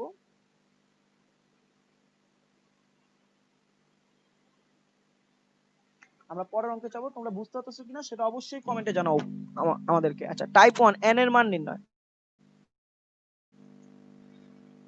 2 নাম্বার অঙ্ক দেখো, আগে n ছিল, এবার একটু কমপ্লেক্স হয়ে গেছে অঙ্কটা। 2n প্লাস 1 pn মাইনাস 1, এরপর 2 দেওয়া আছে। 2n minus 1 pn is equal to 3 to 5 হলে n এর মান কত? অর্থাৎ এখানে অনুপাত আছে, তো আমরা চাইলে এই অনুপাতকে এইভাবে লিখতে পারি। খেয়াল করে দেখো তো, এই যে 2n প্লাস pn মাইনাস 1, এটাকে ডিভাইডেড বাই ভাবে লিখতে পারি, তো এটা তোমরা জানো। তারপর আমি যেটা করছি, এই 5 কে ওই পাশে গুণ করছি আর 3 কে এই পাশে গুণ করছি, মানে হচ্ছে বজ্র গুণন আর কি, বজ্র গুণন যেটাকে বলে। তো আমরা হচ্ছে এই বজ্র গুণনটা করছি। এরপরে একটু খেয়াল করো, আমরা এখানে কি করছি যে 5 ইনটু, তো আমাদের আগের সূত্র যেটা, অর্থাৎ আমি রোল আপ করব, আমার ফ্যাক্টোরিয়াল লাগবে যে 2n প্লাস 1 এর ফ্যাক্টোরিয়াল, এরপরে 2n প্লাস 1 অর্থাৎ np আর n মাইনাস r ফ্যাক্টোরিয়াল ছিল, এটা ছিল আমার n এবং এটা ছিল r, তাহলে এই হচ্ছে n মাইনাস r। দেখো এখানে n প্লাস 1 হয়ে গেছে, কারণ আগে একটা মাইনাস ছিল, এই জন্য এই মাইনাসটা প্লাস হয়ে গেছে, তো এটা না বোঝার কোনো কিছুই নাই। আচ্ছা, এরপর 3 ইনটু 2n মাইনাস 1 ফ্যাক্টোরিয়াল, এটা আমরা লিখলাম 2n মাইনাস 1 ফ্যাক্টোরিয়াল। আর এই যে pn, এখানে একটু দেখো 2n minus 1 minus n factorial, তো এটাও তোমরা আশা করি বুঝতে পারছো, 2n মাইনাস 1 মাইনাস 1 ফ্যাক্টোরিয়াল। এরপর আমরা চলে যাই, তারপর আমরা দেখবো 5 into 2n plus 1 factorial n plus 2 factorial. এবার তোমাদের কাছে প্রশ্ন যে আমরা কোনটা রোল আপ করবো, অর্থাৎ ভাঙাবো। হ্যাঁ, আমাদের কাটাকাটি করতে হবে। একটা জিনিস মনে রাখবা, যে তুমি কি করবা, বড়টাকে ভাঙাবা। তো বড়টাকে, এখানে 2n প্লাস 1 বড় সংখ্যা, ওইটাকে ভাঙাইতে হবে, আমরা ভাঙাই। এখন একটু খেয়াল করে দেখো, প্রথমে আমি 2n প্লাস, আগের বার একটা আমি জাস্ট একবার টান দেওয়ার পরেই জিনিসটার পেঁচটা খুলে গেছিল।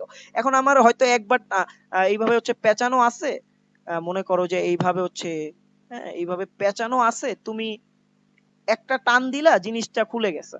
তো এখন তোমার একটা টানে খুলে নাই, তোমার টান দিতে হইছে কয়টা? দুইটা টান দিতে হইছে। দেখো, প্রথমবার তুমি 2n প্লাস 1 বের করছো, সেখান থেকে 1 কমছে, 2n প্লাস 1 মাইনাস 1।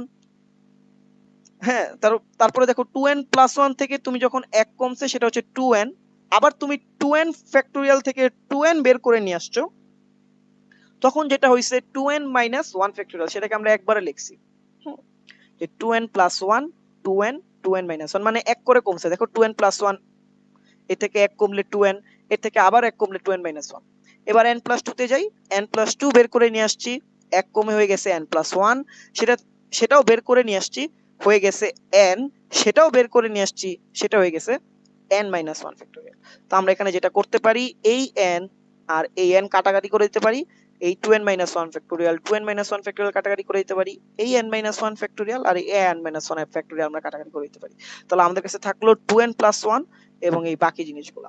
তাহলে আমরা পরবর্তী লাইনে চলে যাই। আমরা দেখতে পাচ্ছি এখানে আমাদের আছে হচ্ছে 10। আচ্ছা, 10 কোথা থেকে আসলো? 10 হচ্ছে এই যে 2 আর এই যে আমাদের 5, তো দুইজন উপরে আছে, জাস্ট গুণ করে দিছি, 5 দুগুণে 10। অনেকক্ষণ ধরে ওরা একে অপরের কাছাকাছি আসতে চাচ্ছিল, যাক ওদেরকে বিয়ে শাদী করাই দিলাম, সমস্যা নাই। তো 10 ইনটু 2n প্লাস 1, হ্যাঁ এই যে 2n plus 1 divided by n plus 2 into n plus 1 is equal to 3। যদি ওই পাশে কিছুই নাই, তাহলে আমরা কি করব, ওই পাশে n প্লাস 2 আর n প্লাস 1 টাকে নিয়ে যাব, নিয়ে গেলাম। গুণ করলে এটা, এই গুণ তোমরা পারো, n into n n square, তারপরে হ্যাঁ n 2 ইনটু n 2n, আবার এই n এর সাথে এইগুলো পারো, তো এইগুলো দেখানোর দরকার নাই। n স্কয়ার n, তো এরকম হইছে। আর এখানে হচ্ছে যে 20n প্লাস 10, এই 10 এর সাথে আমরা এটা গুণ করছি। তো এরপর আমরা যেটা দেখলাম সেটা হচ্ছে 20n প্লাস 10 আর 3n square plus 9n plus 6, এটা থেকে আমরা এরকম একটা রাশি পেলাম, যেটা হচ্ছে 3n square minus 11n minus 4 is equal to 0। তো এটা হচ্ছে একটা পলিনোমিয়াল, বা তুমি বলতে পারো দ্বিপদী, না সরি এটা দ্বিপদী না, আসলে পলিনোমিয়াল। এবং এটার ঘাত হচ্ছে 2।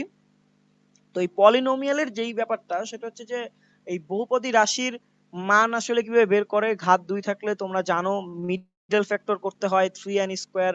হ্যাঁ, এটা মিডল ফ্যাক্টর করে তুমি এই দুটা রাশি পাবা, একটা হচ্ছে 3n+1 আর একটা হচ্ছে n-4। তো এখান থেকে তুমি n এর দুইটা মান পাবা, একটা হচ্ছে -1/3 আর একটা হচ্ছে 4। তো এখন তুমি কোন মানটা নিবা, n এর কোন মানটা নিবা? অবশ্যই n = 4 নিতে হবে। আমি npr এর যেটা বলছিলাম, n হচ্ছে অবশ্যই স্বাভাবিক সংখ্যা, স্বাভাবিক পূর্ণ সংখ্যা, অর্থাৎ এখানে তুমি ভগ্নাংশ নিতে পারবা না প্রথম কথা, এবং ঋণাত্মক সংখ্যা নিতে পারবা না দ্বিতীয় কথা। তার মানে তুমি যখনই দেখবা তোমার অ্যান্সারে ভগ্নাংশ আর ঋণাত্মক আসছে, সেটাকে তুমি অ্যাভয়েড করবা। তাহলে n এর মান ঋণাত্মক বা ভগ্নাংশ হতে পারে না, তাই n = কত হবে? অবশ্যই n = হবে 4। আশা করি এই জিনিসটা তোমরা বুঝতে পারছো। যদি বুঝতে না পারো অবশ্যই কমেন্ট করো এবং বলো। আর যদি এই যে পলিনোমিয়ালটা আমি ভেঙে দেখাই নাই, পরীক্ষার হলো তোমাকে তোমার ভাঙানোর দরকার নাই, এই যে এই লাইনটাও লেখার দরকার নেই, 3n+1 n-4। অর্থাৎ তুমি এই জায়গায় পলিনোমিয়াল ভাঙতে পারো কি পারো না, মিডল ফ্যাক্টর পারো কি পারো না, সেটা কিন্তু তোমার টিচার তোমার দেখবে না, দেখবে যে তোমার ফ্যাক্টরিয়ালের জ্ঞান আছে কিনা, তোমার পারমুটেশনের জ্ঞান আছে কিনা। এই লাইন না লিখলেও তুমি ফুল মার্কস পাবা। অর্থাৎ তুমি চাইলে যদি ক্যালকুলেটর দিয়ে সলভ করতে পারো, হ্যাঁ, ক্যালকুলেটরে তুমি জাস্ট এক্স এর মান বসাই দিলা, পলিনোমিয়াল দিয়ে তুমি সলভ করলা, সলভ করে বসাই দিলা, এই ক্যালকুলেটর দিয়ে সলভ করা যায় এগুলা।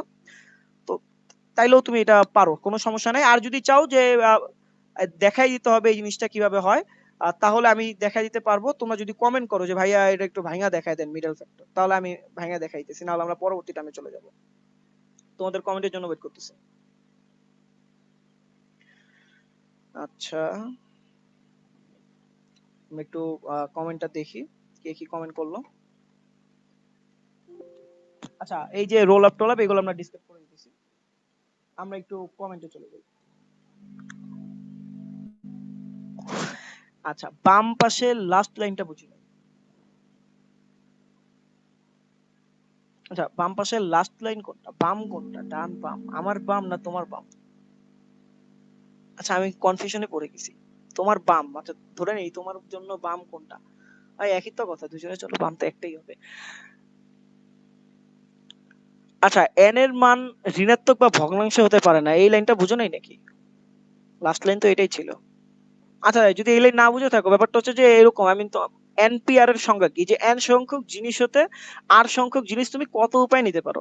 এখন আমি যদি তোমাকে বলি যে -2টা জিনিস হতে তুমি -5টা জিনিস নাও, বা -2টা জিনিস হতে 10টা জিনিস একটা জিনিস নাও, বাট এটা কোন ধরনের কথা ভাই? -2টা জিনিস তুমি কিভাবে নিবা? হুম, এই অবস্থাটা অবশ্যই এক্সিস্ট করে যে কোনো কিছু নাই, এটা কিন্তু বাস্তবে এক্সিস্ট করতেছে, কিন্তু মাইনাস নাই, এই জিনিসটা একটু সমস্যা হয়ে যায়। ও আচ্ছা, লাস্ট, আচ্ছা এটা বলছে, আচ্ছা আমি বুঝতে পারছি ব্যাপারটা। তো ও যেটা, আচ্ছা তো n এর মান ঋণাত্মক বা ভগ্নাংশ হতে পারে না, এটা ছাড়া আরেকটা জায়গা বুঝে নেই যে, সে হচ্ছে ঈশা, ওটা আমি আরেকটু দেখা দিতেছি। সেটা হচ্ছে যে ঠিক এই জায়গাটা, এটা আমরা একটু আরেকবার যাই এই লাইনটাতে গিয়ে, আমরা এর পরবর্তী স্লাইডে চলে যাব। আর ওই পলিনোমিয়ালটা ওইভাবেই থাকুক, ওইভাবেই সুন্দর, ওরে আর ভাঙাইতেছি না আমরা। দেখো এই যে এই লাইনটা, এই লাইনটা বোঝার আগে আমরা আগের লাইনে যাই। দেখো 2n+1 ফ্যাক্টোরিয়াল, আমরা একটু এখান থেকে দেখি যে 2n+1 ফ্যাক্টোরিয়াল আর হচ্ছে n+2 ফ্যাক্টোরিয়াল। তো আমরা কি জানি, 6 ফ্যাক্টোরিয়াল আমরা লিখছিলাম, আমরা চাইলে 6 বের করে নিয়ে আসতে পারি, 6 থেকে 1 কমবে, 1 কমলে আমরা লিখতে পারি 5 ফ্যাক্টোরিয়াল। তো এই ফ্যাক্টোরিয়ালটা যদি আমি না লিখি, না লিখে যদি আমি গুণ দিয়ে দেই, তাহলে আমি লিখতে পারি 4 ফ্যাক্টোরিয়াল। তো আমি চাইতেছি 4 ও লিখবো না, 4 ও বের করে নিয়ে আসছি, তখন আমি লিখতে পারি 3 ফ্যাক্টোরিয়াল। মানে আমি চাইলে, মানে জিনিসটা তো আমি বলছি যে এইভাবে রোল আপ আছে। এখন এই রোল আপকে তুমি চাইলে এই যে অল্প একটু রোলে রাখতে পারো, বা একেবারে খুলে ফেলতে পারো, তুমি যেটা চাও। তুমি যত জোরে টান দিবা, হ্যাঁ, যত বেশি বের করে নিয়ে আসবা, তত বেশি তুমি খুলতে পারবা, ব্যাপারটা হচ্ছে এরকম। তাহলে এবার একটু এই জায়গায় তাকাও, 2n+1 ফ্যাক্টোরিয়াল ছিল, তাহলে আমি 2n+1টাকে বের করে নিয়ে আসবো। দেখো, এই দেখো 2n+1টাকে বের করে নিয়ে আসছি, তাহলে আমি চাইলে কিন্তু লিখতে পারতাম 2n+1 2n ফ্যাক্টোরিয়াল, কিন্তু আমার লাভ নাই, কিন্তু আমার লাগবে 2n-1 ফ্যাক্টোরিয়াল। এই জন্য 2n+1 ফ্যাক্টোরিয়ালকে বের করে নিয়ে আসার পর আমরা আবার লিখছি 2n, তারপরে লিখছি 2n-1 ফ্যাক্টোরিয়াল। অর্থাৎ আমরা একবারেই লাইনটাকে লিখে দিছি। আমি চাইলে এইভাবে লিখতে পারতাম যে 2n+1 2n ফ্যাক্টোরিয়াল, তখন তো আমার আবার লিখতে হইতো এক লাইন বাড়ায়, যে 2n ফ্যাক্টোরিয়ালকে আবার লিখলাম, 2n বের করে নিয়ে আসলাম, 2n ইনটু 2n-1 ফ্যাক্টোরিয়াল, সেটার কোনো দরকার ছিল না। তাহলে n+2 ফ্যাক্টোরিয়াল, সেটার জন্য সেম, n+2 বের করে নিয়ে আসছি, n+1 বের করে নিয়ে আসছি, n বের করে নিয়ে আসছি, n মাইনাস 1 ফ্যাক্টোরিয়াল। মানে এই রোল আপটা নির্ভর করে তোমার ফোর্সের উপরে তুমি কত জোরে টান দিতেছো, হ্যাঁ টান দিয়ে জিনিসটাকে খুলে ফেলতেছো। তো আবারও সেম কথা। তাহলে আমরা চলে যাই পরের স্লাইডে। তো এইগুলো তো তোমরা দেখছোই, এগুলো নিয়ে কোনো কথা নাই, আমরা চলে যাবো পরের স্লাইডে। আচ্ছা, তো আমাদের লাস্ট স্লাইড, এটা হচ্ছে চটপট এমসিকিউ, আমরা কিছু এমসিকিউ দেখব। আচ্ছা, প্রথম এমসিকিউ, চট্টগ্রাম বোর্ড 2017, 6 জন বালক 4 আসনের একটি বেঞ্চে কতভাবে বসতে পারে? ক 6 ফ্যাক্টোরিয়াল, খ 4 ফ্যাক্টোরিয়াল, গ 6c4, কম্বিনেশনের ধারণা দেই নাই, গ 6 ফ্যাক্টোরিয়াল। আচ্ছা, তোমরা অবশ্যই অ্যানসারটা দিবা, প্রথমটার অ্যানসার দাও, আমরা প্রথমটা সলভ করে পরবর্তীতে চলে যাব। তোমাদের প্রথমটার অ্যানসারের জন্য আমরা ওয়েট করতেছি। দেখি কে কে সঠিক অ্যানসার দিলা। আমরা সঠিক অ্যানসারের জন্য ওয়েট করতেছি। 6 জন বালক 4 আসনের একটি বেঞ্চে কতভাবে বসতে পারে?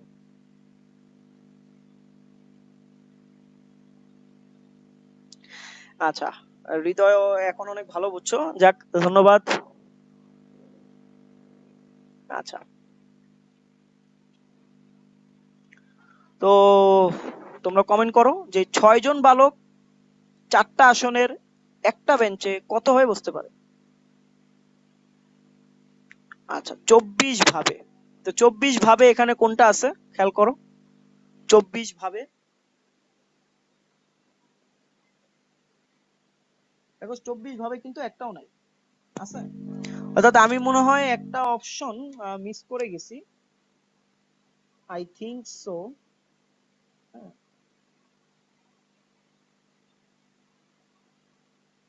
একটু দেখো যে এটা কত হতে পারে, এখানে তো আমি একটা অপশন মিস করে গেছি।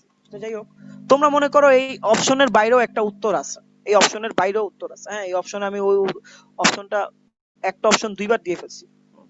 তো এটা তো এখন তোমরা তোমাদের পারার কথা, যদিও আমি দেখাই দিছি। তো 24 ভাবে না, কেন 24 ভাবে না একটু বলি। প্রশ্নটা ছিল কি দেখো, যে 6 জন বালক 4 আসনের একটি বেঞ্চে কত হয়ে বসতে পারে, সেটা হচ্ছে 6p4, হ্যাঁ 6p4, এই জায়গাটাতে 6p4 হবে, সেটা হচ্ছে 6 ফ্যাক্টোরিয়াল উঠে আছে, p4টা হয় নাই, তাহলে আমরা এটা কেটে দিতেছি, এটা হবে এরকম 6p4। কেন 6p4? দেখো, এখন 6 জন বালক, 4টা আসন, একটা বেঞ্চ, এত কিছু আসলে তোমার মাথায় নেওয়ার দরকারই নেই। আমি আবারও বলতেছি, পরীক্ষার হলে এইসব প্রশ্নের এই জাল প্যাচ এগুলা দিয়ে তোমাদের জাস্ট মাথা নষ্ট করবে। তোমার আমি গুনতে শিখাই দিছি, তুমি গুনতে জানো, তোমাকে চুজ করতে হবে বিন্যাসে, তুমি কি করবা, চুজ করবা। এখন এখন এমন তো না যে 6 জন বালক বালকের জায়গায় দাঁড়ায় থাকবে, 4টা আসন নিজে নিজে ও বালকের নিচে চলে যাবে, হ্যাঁ চলে গিয়ে সবাই বসবে, এরকম তো না, মানে তোমাকে চুজ করতে হবে, চুজ করে গিয়ে বসাইতে হবে। এখন তুমি একটু খেয়াল করো তো, এখানে চুজ করার ক্ষেত্রে সবচেয়ে বেশি ইম্পর্টেন্ট কে? 6 জন। 6 জন। এখন 6 জন থেকে তোমার চুজ করতে হবে, ও এটা হচ্ছে ইম্পর্টেন্ট। এখন এখান থেকে কয়জনকে চুজ করবা সেটা একটু খেয়াল করো। 4টা আসনের একটা বেঞ্চ, বেঞ্চ তো একটাই, জাস্ট এখানে 4টা বেঞ্চ, 4টা আসন, মানে জাস্ট ওই যে 6টা চেয়ারকে যদি আমি একসাথে লাগাই দিই, তাহলে আমি বলতাম হ্যাঁ 6টা আসনের একটা চেয়ার। তো এই জিনিস আসলে দেখার কোনো দরকার নাই। তো ব্যাপারটা হচ্ছে যে তোমার 4টা আসনে বসাইতে হবে, আর 4টা আসনে বসানোর জন্য তুমি কিন্তু 6 জন থেকে তোমার 4 জনই তুমি নিতে পারবা, এর বেশি কিন্তু নিতে পারবা না, কারণ তুমি তো আর একজনের উপরে আরেকজনকে বসাবো না, মানে বাস্তবিক যে চিন্তা ধারণা। তাহলে তোমাকে বালকের দিকে খেয়াল রাখতে হবে, যেখান থেকে তুমি সিলেক্ট করতেছো সেই জিনিসটা খুব ভালো মতো খেয়াল করতে হবে। তাহলে 6 জন থেকে 4 জনকে তুমি সিলেক্ট করতে পারো কয় ভাবে? 6p4, এই যে 6p4, অ্যান্সার হচ্ছে 6p4। তাহলে ওই প্যাচ গুলো বাদ দিয়ে দিবা, হ্যাঁ ওইগুলো দেখবাই না, কারণ 4টা আসলে বসানোর জন্য তোমার তো লাগবে 6 জন, লাগবে এই 4 জন লাগবে না, ওই 4 জন যে জাস্ট তুমি 6 জন থেকে বের করে নিয়ে আসছো, এই জন্য তুমি কয় ভাবে বের করতে পারো সেটাই হচ্ছে 6p4, সেটার অ্যান্সার হয়তো হবে 360, যাই হোক আমি শিওর না, তোমরা করে দেখতে পারো। আচ্ছা, এরপর 2 নাম্বার প্রশ্ন, 4টি ভিন্ন রঙের পতাকা হতে 5টি পতাকা নিয়ে কয়টি সিগন্যাল গঠন করা সম্ভব যেখানে প্রত্যেকটি সিগন্যাল ভিন্ন হবে? সরি, এটা 4টি না 8টি। 8টি ভিন্ন রঙের পতাকা হতে 5টি পতাকা নিয়ে কয়টি সিগন্যাল গঠন করা সম্ভব যেখানে প্রত্যেকটি সিগন্যাল ভিন্ন হবে? বরিশাল বোর্ড 2017। তোমাদের কমেন্টের আশায় আছি, দ্রুত দ্রুত সবাই কমেন্ট করবা এটার অ্যান্সার। চেষ্টা আচ্ছা আমি তো অপশনই দেই নাই, হ্যাঁ অপশন কই। আচ্ছা প্রথম অপশন 8p5, দ্বিতীয়টা 5 ফ্যাক্টোরিয়াল, তৃতীয়টা 8 ফ্যাক্টোরিয়াল, এরপরে 8c5। তোমরা অবশ্যই কমেন্ট করো, আমি দেখতে চাই কে কে সঠিক উত্তরটা দিবা। অবশ্যই সঠিক উত্তর দিলে সেটা কিন্তু স্ক্রিনে আমি দেখাবো, সঠিক উত্তর দিলে সেটা অবশ্যই আমি স্ক্রিনে দেখাবো। তোমাদের জন্য ওয়েট করতেছি, দেখি তোমরা কে কে সঠিক উত্তরটা দিছো।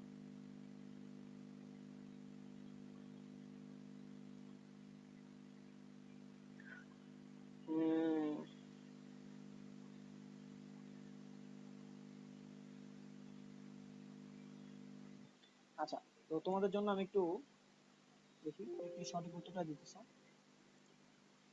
প্রশ্নটা ছিল 8টি ভিন্ন রঙের পতাকা হতে, সরি 8টি ভিন্ন রঙের পতাকা হতে, হ্যাঁ এসে ঠিকই আছে। 5টি পতাকা নিয়ে কয়টি সিগন্যাল গঠন করা সম্ভব যেখানে প্রত্যেকটি সিগন্যাল ভিন্ন হবে? বরিশাল বোর্ড 2017-তে আসছে। দেখি তোমরা কে কে সঠিক উত্তর দিছো। আচ্ছা 2 এর ক 8p5 8p5, আচ্ছা এই তো সবাই সঠিক উত্তর দিতেছো। আচ্ছা আগেরটাও 6p4 360, হ্যাঁ অনেকেই সঠিক উত্তর দিছো। পাশে হাসানুর রহমান ও সঠিক উত্তর দিছো। আচ্ছা ঈশা ও সঠিক উত্তর দিছে 2 নম্বরের ক। ধন্যবাদ হাসানুর রহমানকে, হিমেলকে ধন্যবাদ, মান্না মেজাবিন ওকেও ধন্যবাদ। তোমরা সকলেই সঠিক উত্তর দিতেছো। মাহমুদুল্লাহ সাব্বির তোমাকেও ধন্যবাদ সঠিক উত্তর দেওয়ার জন্য। আচ্ছা তার মানে প্রত্যেকেই ব্যাপারটা বুঝতে পারছো আসলে যে জিনিসটা কিভাবে হয়। তো এটার বোঝানো কিছু নেই যে 4টা ভিন্ন রঙের পতাকা হতে 5টা পতাকা তুমি নিবা, কয়টা সিগন্যাল তোমার গঠন করা সম্ভব। তো আমরা তৃতীয় প্রশ্ন চলে আসি। এটা উত্তর তোমাদের সকলেরটা হইছে 8p5।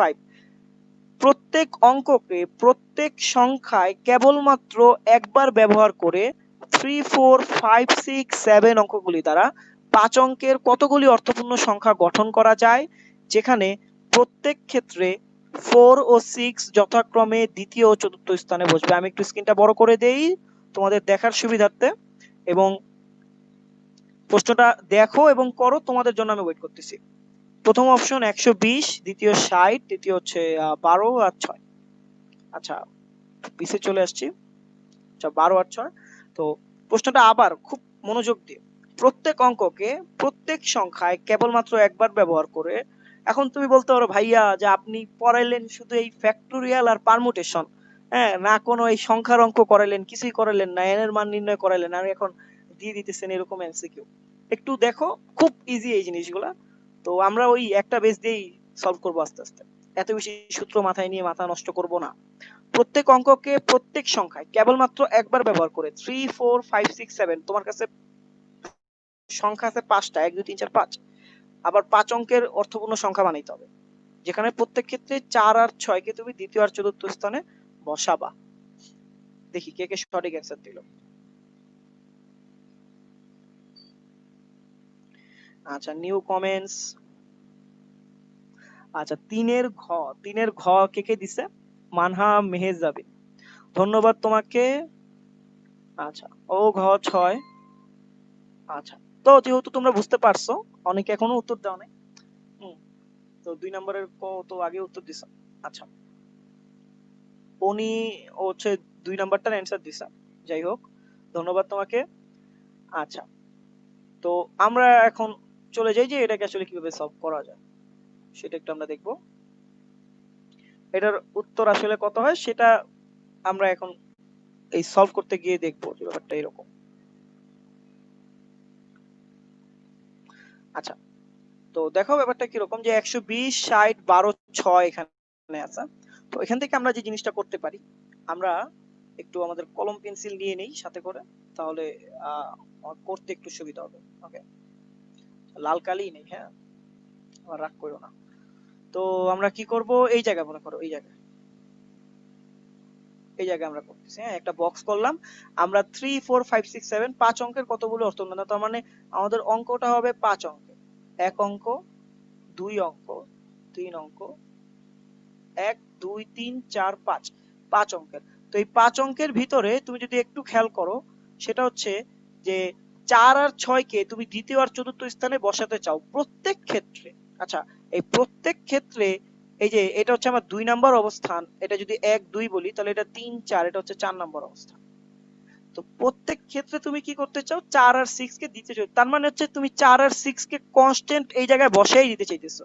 তুমি আর কোনো দিকে তাকাবা না, 4 আর 6 এখানে কনস্ট্যান্ট বসেই থাকবে, যেহেতু তুমি প্রত্যেক ক্ষেত্রে 4 ও 6 কে দ্বিতীয় চতুর্থ স্থানে বসাতে চাও। এবার একটু খেয়াল করো, তোমার কাছে সংখ্যা ছিল কয়টা, 3 4 5 6 7, সেখান থেকে 4 কে আর 6 কে কিন্তু অলরেডি তুমি ব্যবহার করে ফেলছো, বসায় ফেলছো। তো এটা তো তোমার কাছে নাই। এখন তোমার কাছে ঘর আছে কয়টা, একটা, দুইটা, তিনটা।